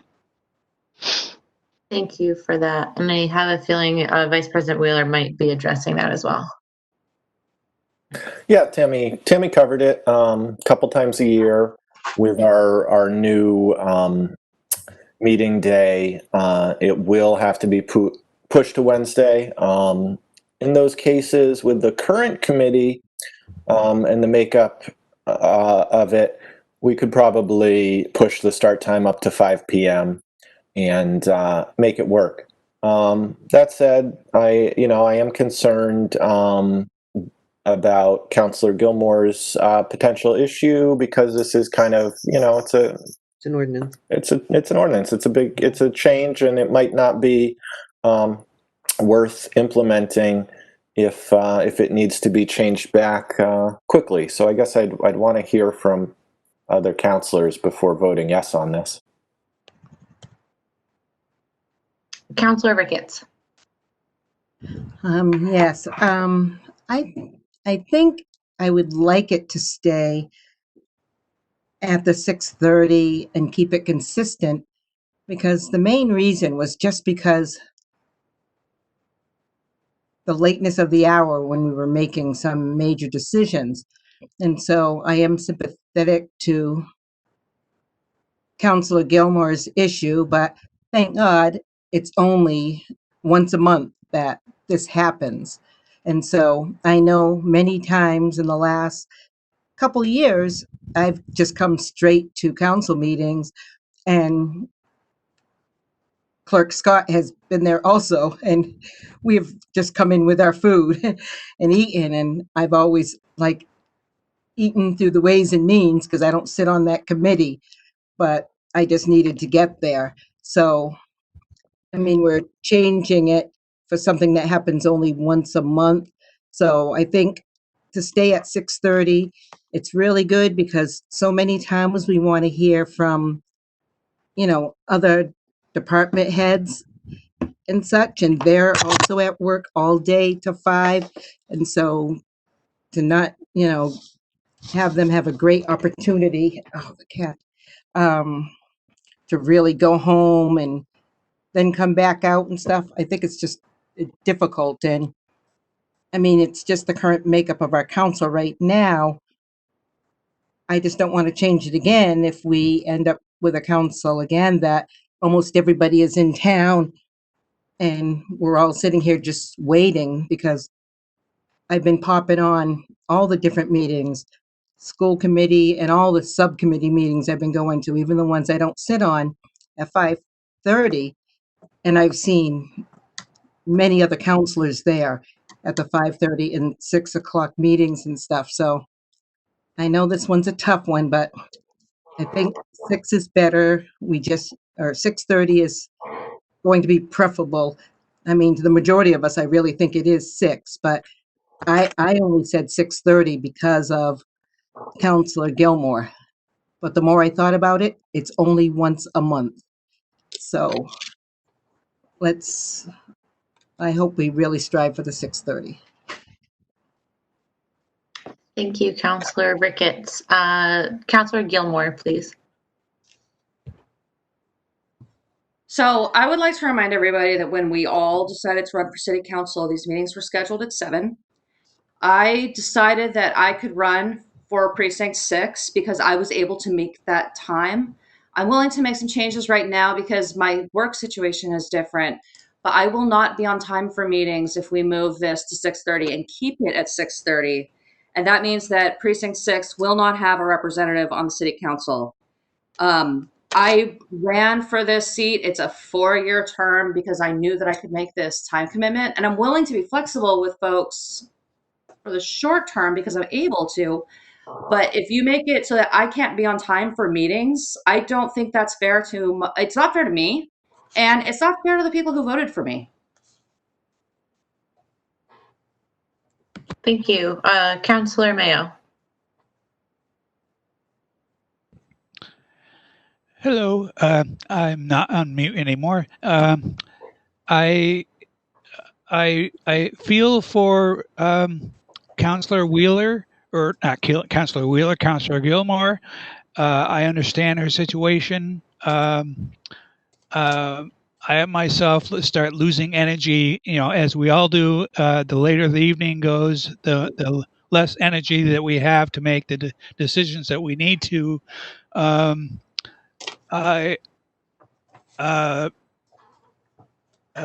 amenable. I don't have any place to go, so I'm amenable to working something out.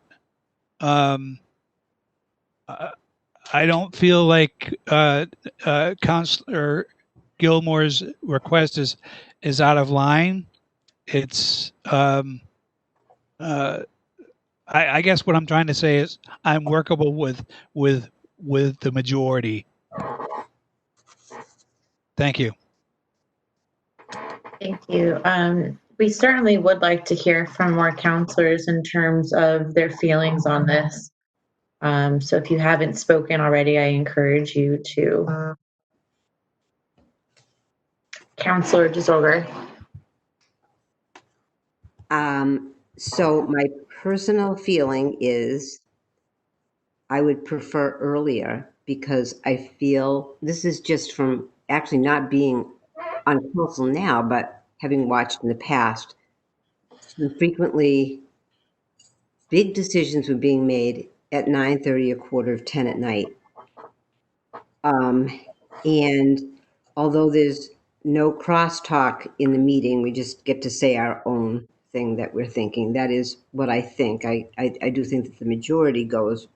It appears that there are a lot of people that feel as I do, that we're losing our edge as the night goes on. I'd like Councilor Gilmore, I am totally sympathetic to that, as I up until a while ago was always working. I was just thinking to myself that at the beginning of the meetings at 6:30, of course, Precinct 6 needs a representative, and you do a great job representing Precinct 6, so thank you for that. We start the meeting by going over the minutes, and the Pledge of Allegiance, and every part of the meeting is important, don't get me wrong, but I just add that to the mix of how we're thinking about it. But my feeling was for earlier, but I'm sympathetic. That's all. Thank you. Councillor Hirschfeld. And I want to make sure you're off mute. There you go. Yes. Yes. Thank you, Ashley. I think it's important that we retain the original 6 o'clock on Wednesday, or 6 o'clock on Tuesday, and not push it up. Or are we actually talking about 7 o'clock? I'm sorry. So 7 is the time now. Okay, I'm sorry, 7. And we are talking about an earlier meeting. Right. So yeah. I would go with the 7 o'clock and allow all the counselors to participate. I think putting it it really should be up to the committee that everyone participates in this, and it should not be cut off just that one half an hour. I think we can improve on our time schedule for our council and keep our meetings shorter. Thank you. Thank you. Counselor 4G, please. Hi, thank you, Madam President. I think I hear two issues here. So my first question involves, is the charter moot on this point? Is there charter language that says what time we have to meet? That's my first question. Or is it just the ordinance that we have, as council, have put together? So if it's just ordinance, I think that's one way we can solve this. The second piece is the flexibility of a chair to change the meeting. I'm not familiar with anything that actually challenges that flexibility, as long as everything is posted according to the open meeting laws. So if in fact we wanted to have a meeting at 5:30 and it was our regularly scheduled time is 6, could we take care of that through our open meeting posting? And I have a third piece of this, which goes to what Norm just said. He mentioned the phrase improve the time, the council time, the way we manage time within our agenda. And I do think that that needs to be looked at as well. There are some of us that would like to see changes made to public comment, not necessarily when it's an agenda item, but when public comment is about anything anybody wants to speak about. So I am looking to maybe consolidate public comment on agenda items, and I don't know, maybe the solution is to have a second public comment for general council and schedule those things at different times around when we have to take the very important votes. Throwing all those ideas out there, I'm not sure I added anything, but I understand the question on the table right now, but it does seem it's related to time management. Thank you. Thank you. Counselor Elmer. And I'm just checking the charter to confirm, and it's not charter language, it's simply ordinance. Thank you. Thank you, President Ashley.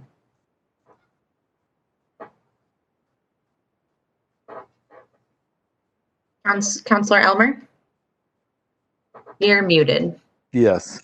I don't care for me personally, but I think Councillor Gilmore's issue reflects probably what most of our constituents are dealing with. They probably have jobs, and if they want to listen in, they have to rush home and listen in. So I think many of us may be retired or have some flexibility in terms of the timing, but some of our voters may not. I just wanted to throw that out. Good point. Thank you. So heard some good conversation, also heard some good ideas. We are here in this moment to decide the time, and I think if there's a desire at a later date to look at other structures of the agenda, then we can do so. But for the sake of today, we're going to be looking at the time. And if there are no other questions or comments from counselors, I see another question. Counselor Jarvis, please. Yeah, it certainly wasn't my intent to count anybody out on this. And I definitely don't want Sheila to miss any meetings or be late for meetings.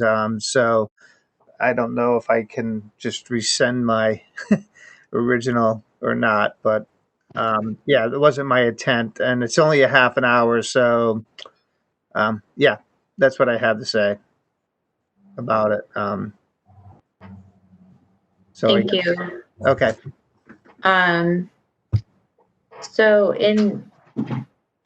to withdraw, if that is your wish, I want to let Councilor Ricketts speak, and then in the interim, Tammy, can you confirm if that's possible to withdraw at this moment now that it's on the floor and seconded?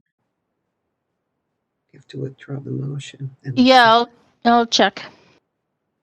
Well, yeah, we can withdraw the motion and probably just table it indefinitely, but I'd like to hear from Councilor Ricketts. Councilor Ricketts, you're muted. Yeah, I was basically going to say is that we really don't have any choice at this point. Councilor Gilmore will not be able to make the meetings on time. And she really wants to be there on time. So instead of like rescinding and everything, we just all vote no and leave it at 6, because 7. doing anything else basically means, we don't want this one person. It's not like there was a choice or there was a flexibility or a give and take. So let's just all vote no and move on, because this is exactly what we're talking about here. This meeting started at 7 and we're almost going to be till 9, and we hardly had anything on the agenda tonight to discuss. So this is how it happens. So I would just like to call the question. And we'll vote. Councilor Jarvis. No. Councilor DeSorger. No. Councilor Bottomley. No. Councilor Dolan. Abstain. Councilor Gilmore. No. Vice President Wheeler. No. Councilor Mayo. No. Councilor Hirschfeld. No. Councilor Elmer. No. Councilor Forgy. No. Councilor Ricketts. No. President Stemple, would you like to vote? No, that's okay. Motion fails.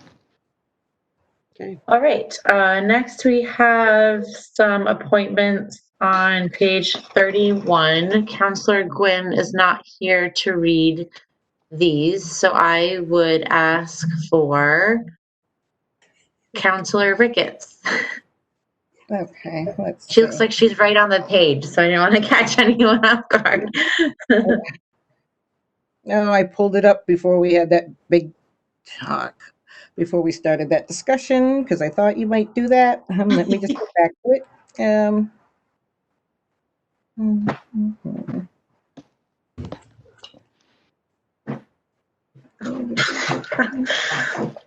Okay, all right.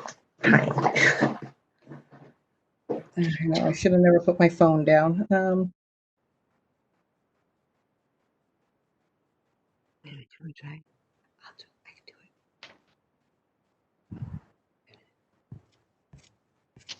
Oh, it's the reappointments, right?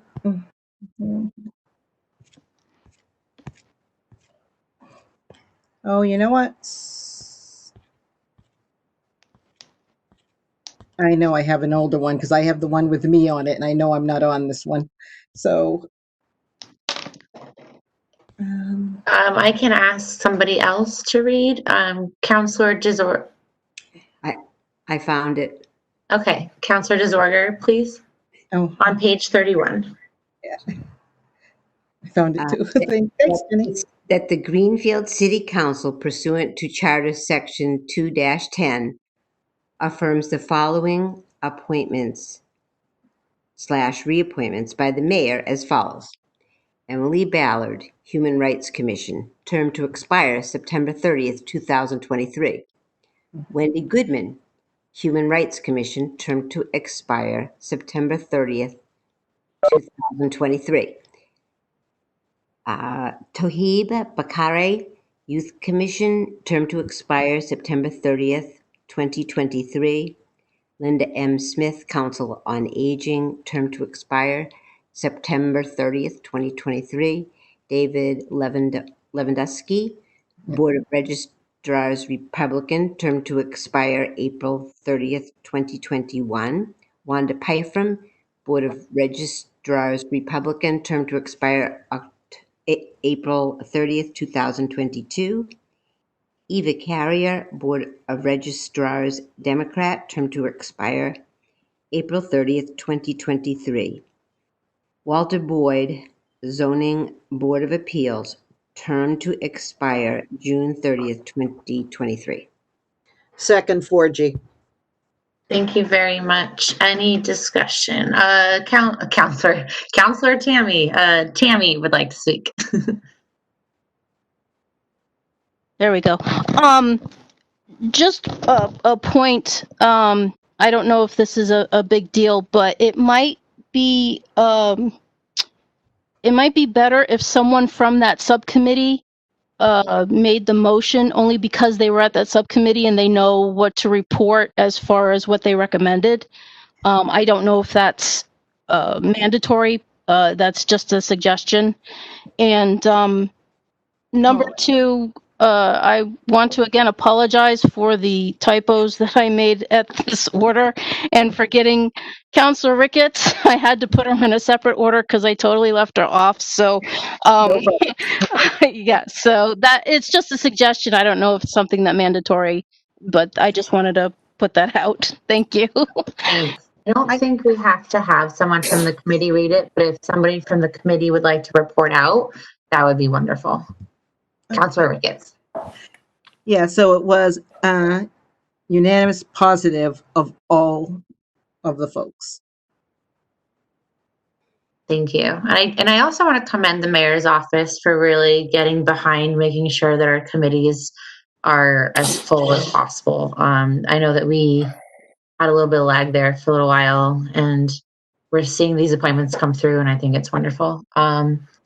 I have a few comments here from Councilor Elmer, please. And you are muted, sir.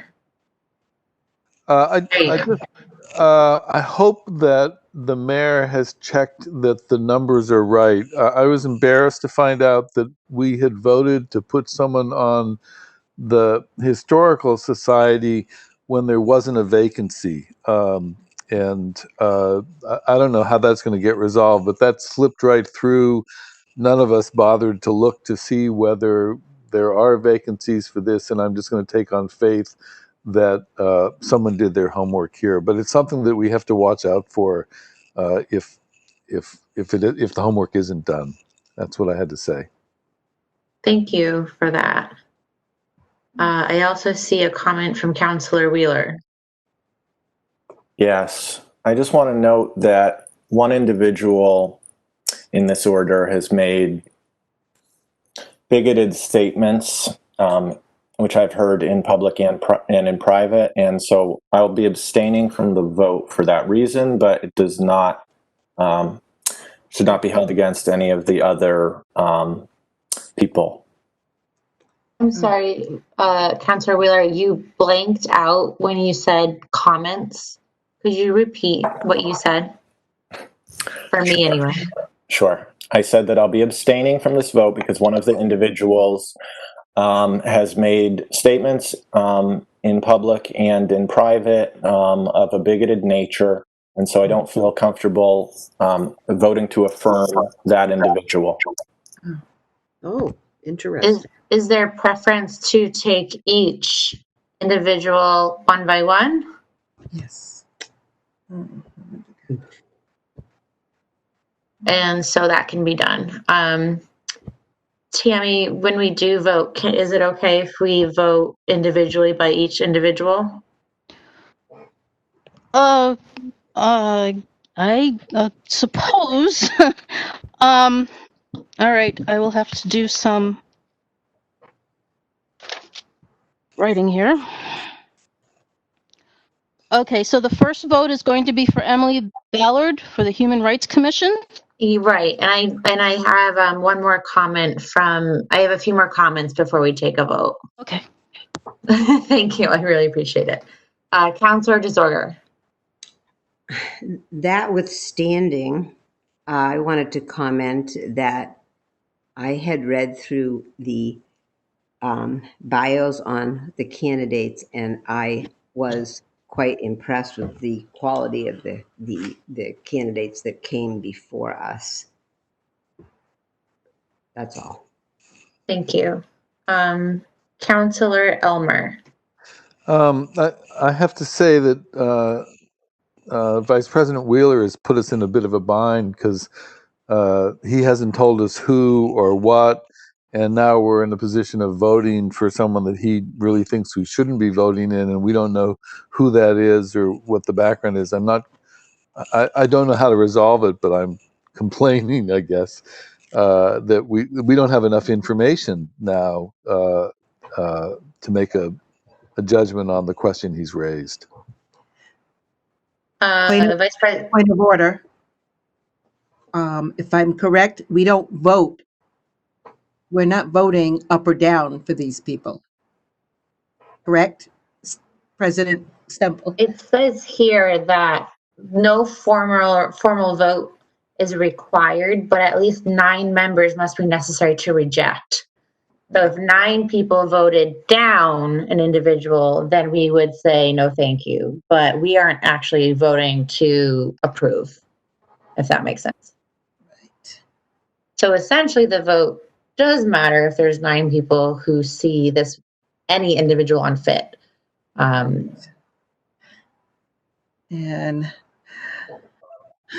it's going to be difficult because where Councilor Wheeler sits, we'd have voted so much before we got to him. So I get the quandary. Councilor Forgy, please. 2 things. In the past, when somebody has seen the agenda and there is somebody on there that they're not comfortable with, a piece of advice may be to contact the mayor's office and let the mayor withdraw the candidate from the list before it comes to council. The second comment is my experience is different than others. So as we evaluate all these people, I don't know what he knows. So I can only vote for people based on what I know at this time. I'm not talking about anybody's, it's everybody's individual decision how well they know or don't know these people. And again, it's that we're either upholding this or we're denying this. So it's still the mayor's appointment. We're confirming. Thank you. Councilor Jarvis, please. Yeah, I think an easy resolve to this would be let's just vote on the order, on the whole order, not individuals at the same time. I think that would be a resolve to it. Heave Councilor Forgy's advice in the future, maybe an email to the mayor's office. But I think we should vote on the whole order as presented to us by the mayor, not individuals. Thank you. And that's fine to me, but I do think there's something in that for the future in terms of we're looking at each person individually. Everyone has their own resume. Some of these committees are highly sought after. And I know myself, I wouldn't want to be voted on or someone to not vote in favor of my appointment to a board or committee because there's somebody on the list with me who some might not approve of. So something for the future. I see a few more comments. I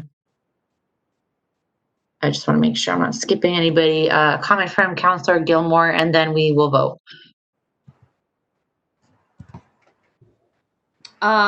Two-part question. I was wondering if the mayor is still logged in for for this part of the meeting, and She's in whether it for the long haul. if she is. Okay, I can only see like 3 or 4 people. And then maybe if we could table, maybe not table this, but maybe vote this down so that Councillor Wheeler has a chance to discuss this issue with the mayor, and then take this up again next month, so that I don't want to vote in favor of somebody without knowing a potential liability that could hurt the community. All right, we will continue the conversation. Councillor Ricketts, please. Okay, so I know a couple years ago, I had been through this, and someone was appointed to Human Rights Commission, of all commissions, that their feelings online and just verbally were just way out there. And I even stated their name and gave some examples, but I was still one person, and that person still, you know, got voted on to Human Rights Commission. It was actually vice chair after a while, and now has left it. And so I agree with Councillor Jarvis. At this point, we vote the whole thing. I think Councillor Wheeler still reaches out to the mayor, just because it is good information.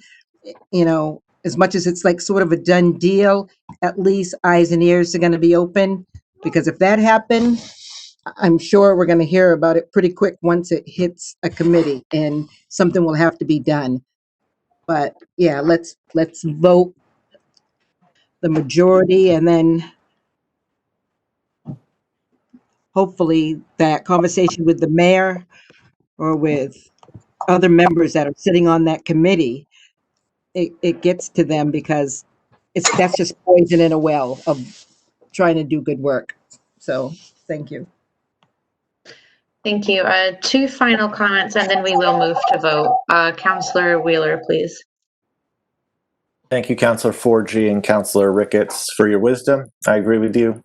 I will take that into account in the future, and I will share my thoughts with the mayor. And I agree with Councillor Jarvis that we should vote on the slate as a whole.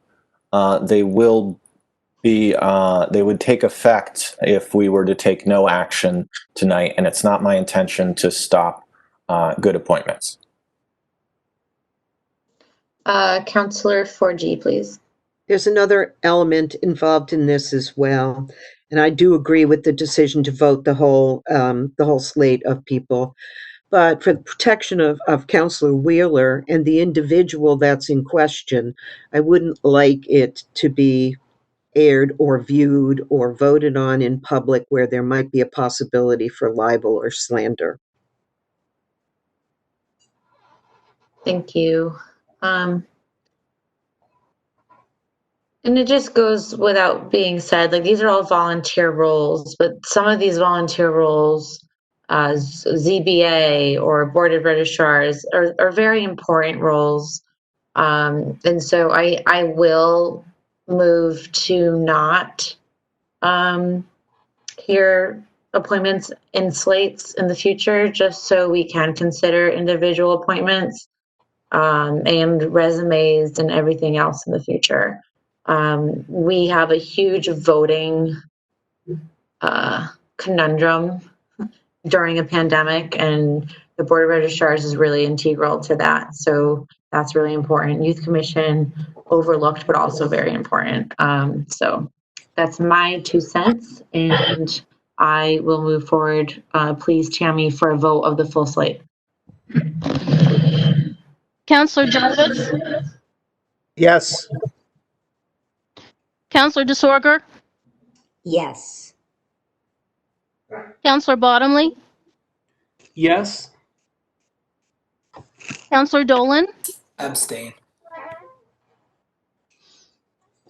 Counselor Gilmore, No.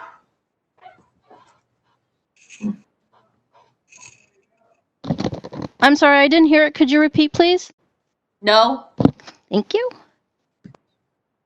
Vice President Wheeler Abstain? and Counselor Mayo, Yes. Counselor Hirschfeld, No.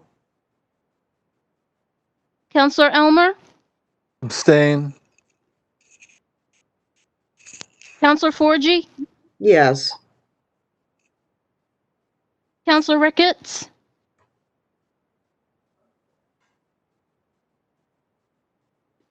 you're on mute. Oh, yes, my unmute wasn't unmuting. Okay. President Stemple, would you like to vote? No. No, you do not want to vote. Okay. No, I don't. Okay. 1, 2, 3. Motion passes. All right. We have we have a very special appointment next, please. And that is on page, still scrolling, page. And I'm going to ask Counselor Desorger to read once I find the page, or if she finds it first. It's 52. Oh, okay, there we go. 52, please.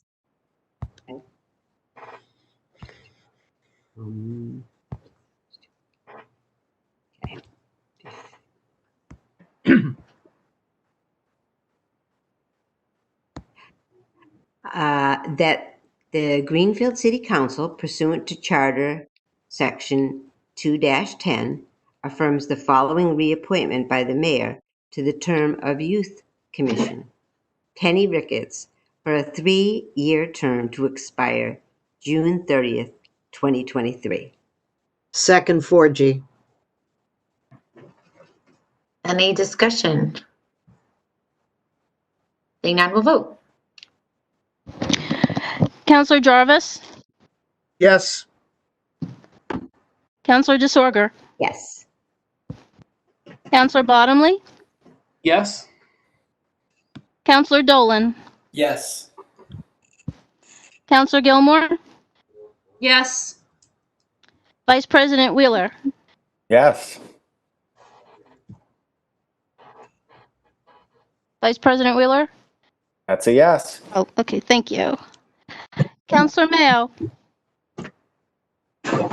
Yes. Counselor Hirschfeld, Yes. Counselor Elmer, Yes.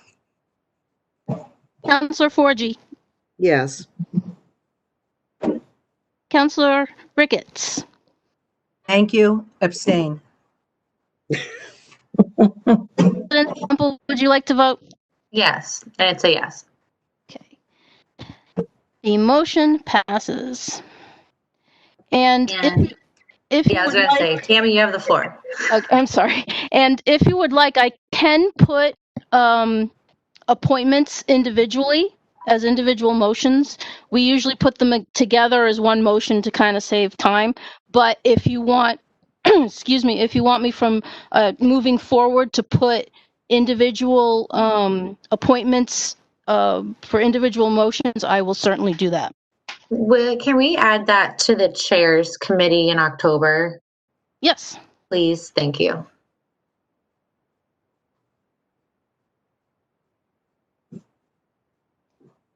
Okay. Next we have presentation of petitions and similar papers. President Stemple, I Yes. think the mayor wants to speak. There's something in the comments. Nope. Oh, okay. Sorry. I thought that was Tammy. Cities of Greenfield and city councils confuse me. Mayor, please have the floor. With regards to your last vote, I'm delighted that you have reaffirmed Penny's membership on the Youth Commission. The Youth Commission has floundered quite a bit, unfortunately. And there are some good new members on there. So I'm really hoping, especially, I don't even know if there is a chair anymore, but with Penny's enthusiasm in the past for Youth Commission and other members that have recently joined, at least one other, I'm hoping this commission will be able to meet more regularly to help figure out paths forward for making things a lot better in this community for our young people. That's all I wanted to say. So thank you for your vote. Appreciate it. Thank you. So presentation of petitions and similar papers. I don't believe we have any tonight. Report of committees. Would any of our chairs like to provide a report? Councilor Jarvis, please. Yeah, just real quick, I wanted to let everybody know that I will be sending the updates now that the Wells Street property is off the discussion for the fire department now. I have no conflict, so I'll be able to send reports out to counselors with bullets and keep them all up to date just in case they can't make the meetings, because I'll be making both the temporary site and the building committee meetings. So I'll be able to send out the updates like I was in the past, but I had to refrain for the past couple of meetings from doing so. Thank you. And I want to be able to, for new and I guess our older counselors on the board, the Ethics Commission is such a great resource. I call them all the time when I have questions, and you should feel comfortable calling them. If you ever have a doubt as to whether or not you should abstain from a vote or anything, really, they're just such a great resource. They're zero judgmental, and that's what they're there for, is to help us have a clear conscience and know that we're moving forward as we should. So if you ever have a doubt, because there's a lot of times where people abstain and they actually don't even have to.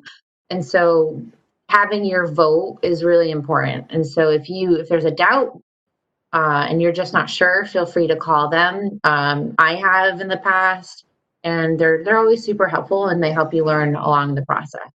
So I just want to make that plug, and thank you so much, Councilor Jarvis.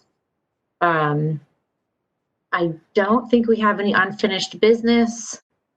There's no old business. Is there any new business? Nope. Do I hear any motions for reconsideration? Nope. Do I hear a motion to adjourn? Yes, you do. Moved by Councilor Elmer. Or no, Second. moved by Councilor Mayo. Second. Second, Vice President Wheeler. All those in favor? Aye. Opposed? Abstentions? Meeting adjourned at 9:19 p.m. Thank you, everybody, and have a great night.